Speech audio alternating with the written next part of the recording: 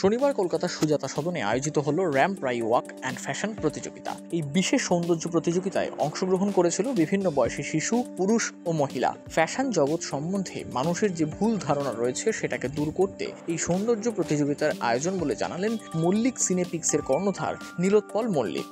এদিন প্রায় ৮০ জন প্রতিযোগিতায় অংশগ্রহণ করেছিলেন।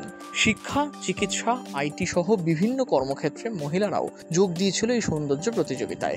এমনকি গৃহবধূরাও যোগদান করেন এখানে। যারা যোগ দিয়েছিলেন তাদেরকে নির্দিষ্ট বাছাই প্রক্রিয়ার মাধ্যমে প্রথম, দ্বিতীয় এবং তৃতীয় পুরস্কারে ভূষিত করা হয়। এই সৌন্দর্য প্রতিযোগিতার মূল উদ্দেশ্য হলো প্রতিযোগীদের সুপ্ত প্রতিভা সকলের সামনে তুলে ধরা। এমনিতেই অভিনয় শিক্ষা প্রশিক্ষণ কেন্দ্র রয়েছে মল্লিক সিনেপিক্স প্রোডাকশন হাউসের। এই প্রতিযোগিতা থেকে যারা জিতেছেন ভবিষ্যতে তারা অনেক ভালো কাজ করার সুযোগ পাবে বলে জানিয়েছেন সংস্থার কর্ণধার।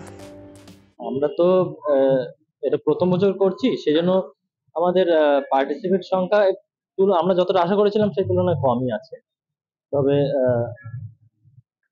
৮০ হয়ে গেছে, ৮০ জন।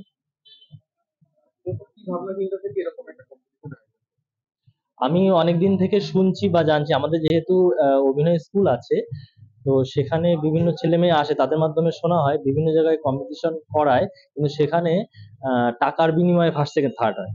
তো এই যে উদ্যোগটা, তাদের খারাপ ধারণের যে মানসিকতাটা, এই মানসিকতা থেকে কিছু লোক ফার্স্ট্রেটেড হয়ে যাচ্ছে।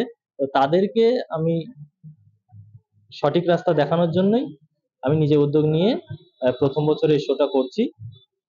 এখানে ওই ওদের মতো সেই রকম প্রতারণার শিকার হয় না বা হবে না, সেই ধরনের ওদের চিন্তাধারাটা দেওয়ার চেষ্টা করছি।